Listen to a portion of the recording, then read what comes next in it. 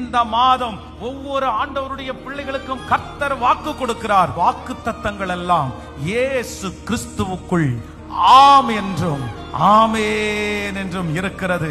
இந்த மாதம் எஸ் உங்களுக்கு எதிராக இருக்கிற அத்தனை நோவையும் கர்த்தர் இந்த மாதம் எஸ் அப்படின்னு மாற்ற போகிறார். ஆமென். இந்த மாதம் இத்தனை நாட்களும் இருந்த நோ இந்த மாதம் எஸ் என்று மாற போகிறது. தொடர்ச்சியா கண்டினியூவா நோ நோ நோ நோ அப்படின்னு சொன்ன இடத்துல இந்த மாதம் கர்த்தர் எஸ் என்கிற வார்த்தை உங்க காதுகளில் தொனிக்கப்படும் போது உங்களுக்கு அது பெரிய சந்தோஷத்தை கொண்டு வர போகிறது.